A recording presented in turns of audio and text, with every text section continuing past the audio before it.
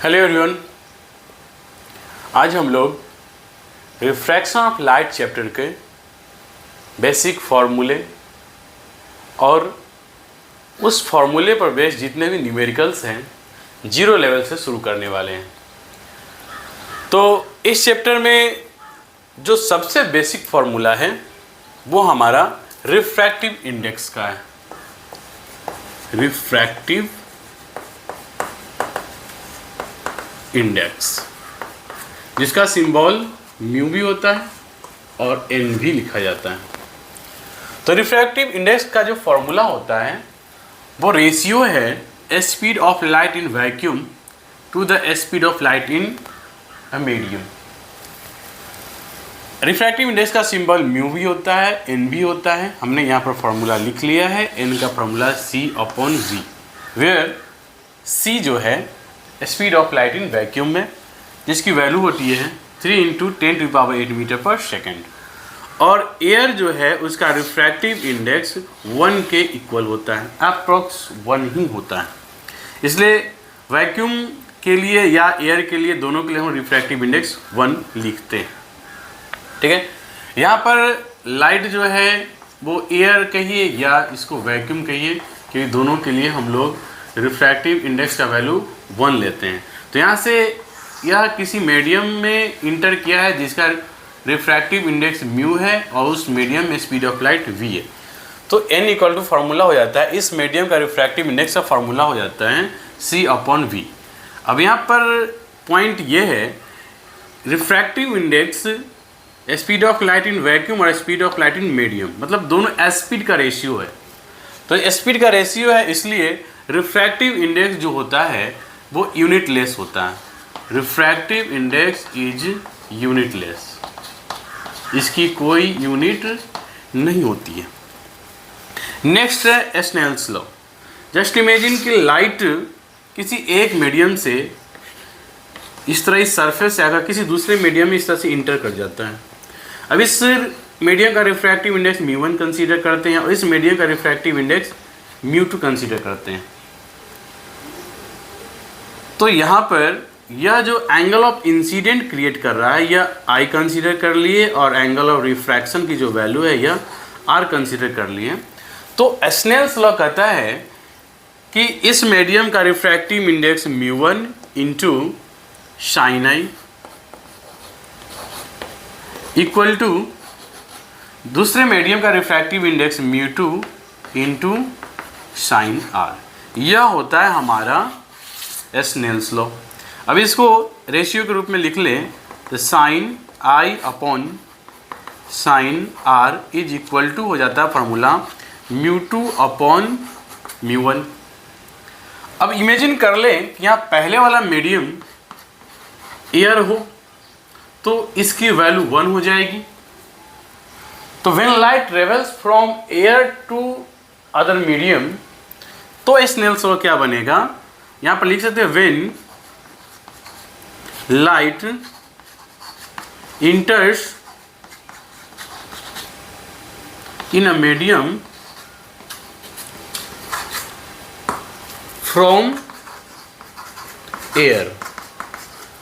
तो एयर से जब लाइट किसी मीडियम में इंटर करता है तो यहाँ पर μ1 का वैल्यू 1 हो जाएगा। तो अब यह फार्मूला स्नेल्स लॉ ऐसा हो गया, sin I/sin R is equal to μ2, और μ1 की वैल्यू 1 हो जाएगी। तो μ2 को हम सिर्फ म्यू ही लिख लेते हैं, या μ2 को म्यू लिख लेते हैं और μ1 की वैल्यू 1 हो जाता है। तो यह फार्मूला हमारा बन जाता है sin I/sin R is equal to mu. तो यह हमारा स्नेल्स लॉ है। तो रिफ्रैक्टिव इंडेक्स के 2 फार्मूले हो गए। यदि हमें स्पीड ऑफ लाइट गिवन हो तो रिफ्रैक्टिव इंडेक्स का फार्मूला C/V होगा, जहाँ C स्पीड ऑफ लाइट है, 3 × 10⁸ मीटर पर सेकेंड जिसकी वैल्यू होती है वैक्यूम में। दूसरा फार्मूला, यदि हमें एंगल ऑफ इंसिडेंट रिफ्रैक्शन का रिलेशन दिया हो तो रिफ्रैक्टिव इंडेक्स के लिए हम लोग फार्मूला इस्तेमाल करेंगे sin I/sin R is equal to mu. तो ये दोनों सरफेस से रिफ्रैक्शन के लिए फार्मूला हो गया। प्लेन सरफेस हो तो रिफ्रैक्शन हो तो ये फार्मूला हम लोग इस्तेमाल करेंगे रिफ्रैक्टिव इंडेक्स फाइंड करने के लिए। अब नेक्स्ट एक और फार्मूला है रिफ्रैक्टिव इंडेक्स का relative refractive index, relative refractive index, जैसे दो मीडियम ऐसा हो, लाइट इस तरह से किसी अदर मीडियम में इंटर कर रहा हो, इस मीडियम का रिफ्रैक्टिव इंडेक्स n1 और इस मीडियम का रिफ्रैक्टिव इंडेक्स n2 हो, तो अब हमें रिलेटिव रिफ्रैक्टिव इंडेक्स फाइंड करना हो। जैसे n1 का 2 के कंपैरिजन में, मतलब कि refractive index of 1 with respect to 2, मतलब 1 का कंपैरिजन 2 से करते हैं, तो यह हो जाएगा n1 अपॉन n2।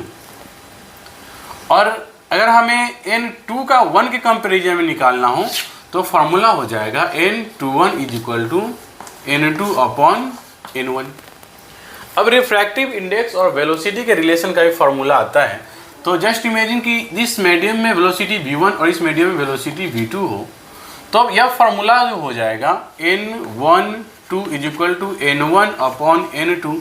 जिसमें वेलोसिटी का रिलेशन लिखेंगे तो यह रिवर्स हो जाएगा, तो n1 बाई n2 का रिलेशन हो जाएगा v2 बाई v1। दूसरा formula refractive index of second medium with respect to 1, तो यह फॉर्मूला होता है n2 upon n1 is equal to v1 upon v2। तो यह फॉर्मूला हो गया रिलेटिव रिफ्रैक्टिव इंडेक्स का। तो आप यहाँ पर क्लियर समझ सकते हैं कि जब स्पीड ऑफ लाइट गिवन हो तो हम लोग रिफ्रैक्टिव इंडेक्स के लिए c अपॉन v फार्मूला लिखेंगे। जब एंगल ऑफ इंसिडेंट और एंगल ऑफ रिफ्रैक्शन का रिलेशन गिवन हो तो sine I upon sine R is equal to mu two upon v1, यह फार्मूला का इस्तेमाल होगा। जब रिलेटिव रिफ्रैक्टिव इंडेक्स का फार्मूला आए तो यह एक मीडियम का दूसरे मीडियम के कंपेरिजन में रेस्पेक्ट में जब हमको रिलेटिव रिफ्रैक्टिव इंडेक्स फाइंड करना हो तो दोनों का रेशियो निकाल लेंगे। n12 का मतलब होता है refractive index of 1 with respect to 2। इसको ऐसे भी लिख सकते हैं, n12 को हम लोग ऐसे भी लिख सकते हैं n12 refractive index of 1 with respect to 2। तो n21 हो तो n2 अपॉन n1। जब इसको वेलोसिटी के साथ रिलेशन देखते हैं तो वो रिवर्स रिलेशन होता है। जैसे n12 का मतलब होता है n1 means n12 refractive index, relative refractive index of medium 1 with respect to 2, तो यह फॉर्मूला n1 अपॉन n2 हो जाएगा। जब वेलोसिटी से रिलेट करेंगे तो रिवर्स हो जाएगा, तो n1 by n2 is equal to v2 upon v1 हो जाएगा। Similarly n21 is equal to n2 upon n1 is equal to v1 upon v2। तो ये फार्मूला हमारा रिलेटिव रिफ्रैक्टिव इंडेक्स का हो गया। तो ये रिफ्रैक्टिव इंडेक्स के 3 फार्मूले हो गए। नेक्स्ट हम लोग इसके बाद रिफ्रैक्शन फ्रॉम कर्व सरफेस का जो फॉर्मूला आएगा, जिसमें हमारा लेंस फार्मूला है, मैग्नीफिकेशन फार्मूले हैं और एक और लेंस का पावर निकालने का फॉर्मूला आएगा। तो पावर ऑफ लेंस का formula reciprocal of focal length होता है, आपने क्लास में पढ़ा है। The power of a lens is defined as the reciprocal of focal length of the lens. तो इस चैप्टर में curves refraction from curve surface, refraction from lens, इसमें फर्स्ट फार्मूला है लेंस फार्मूला, जो होता है 1 upon v minus 1 upon u is equal to 1 upon F. Next है magnification formula,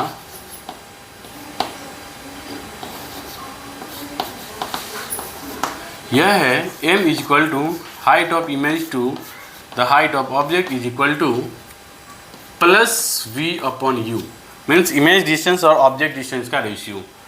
यह लेंस फार्मूला हो गया, यह मैग्नीफिकेशन का फार्मूला हो गया, और एक और थर्ड फार्मूला है पावर ऑफ लेंस, इसका सिंबल P होता है।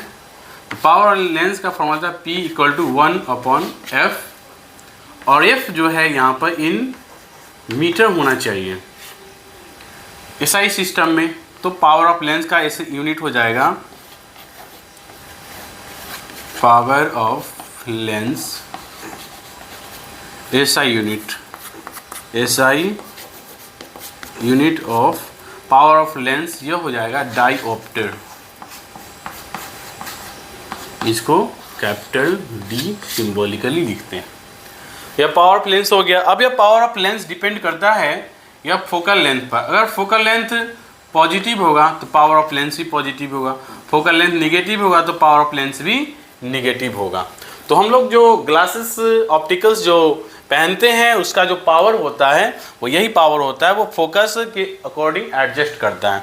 तो फोकल लेंथ ज़्यादा होगा तो पावर ऑफ लेंस कम होगा, फोकल ऑफ लेंस कम होगा तो पावर ऑफ लेंस ज़्यादा होगा। तो यह रिलेशन है हमारा पावर ऑफ लेंस का। तो इतने फॉर्मूले हमको इस चैप्टर में आने वाले हैं। तो एक फार्मूला हम लोग देखें पावर ऑफ लेंस। तो ये देखिए,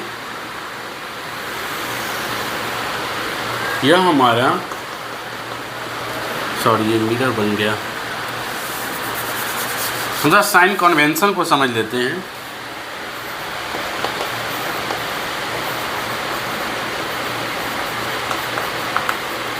साइन कन्वेंशन,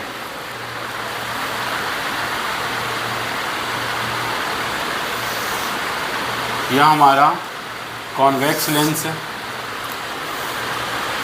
इस तरह से एक ऑब्जेक्ट को हमने रख करके इसका इमेज बनाते हैं। पहले हम इसका रियल इमेज देखते हैं। इस तरह से इस ऑब्जेक्ट का यहाँ पर रियल इमेज फॉर्म हो गया।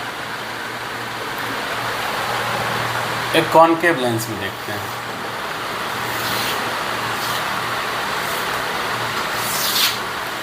ऑब्जेक्ट को इस तरह से रखा जाएगा, पैरेलल लाइट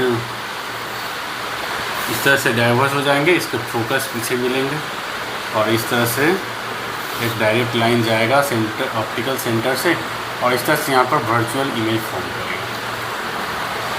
तो इसमें हम साइन कन्वेंशन में सबसे पहले ऑब्जेक्ट डिस्टेंस की बात करते हैं।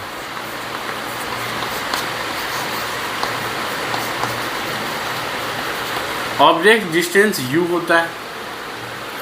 u यहाँ पर ऑलवेज निगेटिव होगा क्योंकि ऑप्टिकल सेंटर से ये निगेटिव साइड में है, ये साइड निगेटिव है, और ऑप्टिकल सेंटर से यह साइड जो होगा वो पॉजिटिव साइड है। तो ऑब्जेक्ट को ऑलवेज हम लोग लेंस के लेफ़्ट साइड में रखते हैं। यहाँ भी ऑब्जेक्ट लेफ़्ट साइड में है, यहाँ पर भी ऑब्जेक्ट लेफ़्ट साइड में है। तो u जो है वो ऑलवेज निगेटिव होगा, u निगेटिव होगा ऑलवेज, ठीक है। अब हम फोकल लेंथ की बात करते हैं। फोकल लेंथ, फोकल लेंथ का सिंबल होता है F। अब देखिए, इस कॉन्वेक्स लेंस में जब पैरेलल लाइट आता है तो वो इस तरह से प्रिंसिपल एक्सिस को इस पॉइंट पर कट करता है, और यह ऑप्टिकल सेंटर से राइट साइड है, मीन्स पॉजिटिव साइड है। तो F का वैल्यू हमको पॉजिटिव मिला। कब?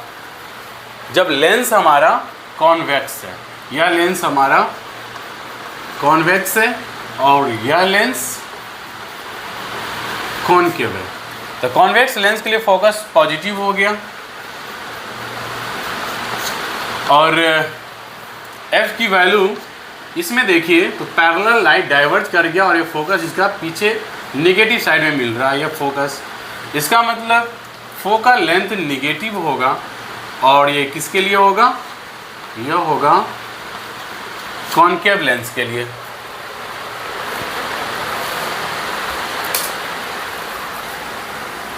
तो ऑब्जेक्ट डिस्टेंस की बात हो गई, फोकल लेंथ की बात हो गई। अब हम इमेज डिस्टेंस की बात करते हैं। इमेज डिस्टेंस, इमेज डिस्टेंस आई, यहाँ देख सकते हैं कि जब रियल इमेज फॉर्म कर रहा है तो पॉजिटिव साइड फॉर्म कर रहा है, और वर्चुअल इमेज जब फॉर्म करता है वो तो निगेटिव साइड फॉर्म करता है। इसका मतलब यह हुआ कि इमेज डिस्टेंस पॉजिटिव लेंगे जब रियल इमेज फॉर्म करेगा,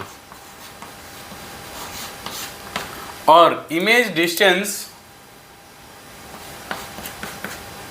इसका सिंबल v होता है, तो v लिख लेते हैं। इमेज डिस्टेंस का सिंबल v होता है। तो v की वैल्यू नेगेटिव लेंगे जब हमारा इमेज जो बनेगा वर्चुअल होगा। तो V positive for real image and negative for virtual image. Next है हमारा मैग्निफिकेशन।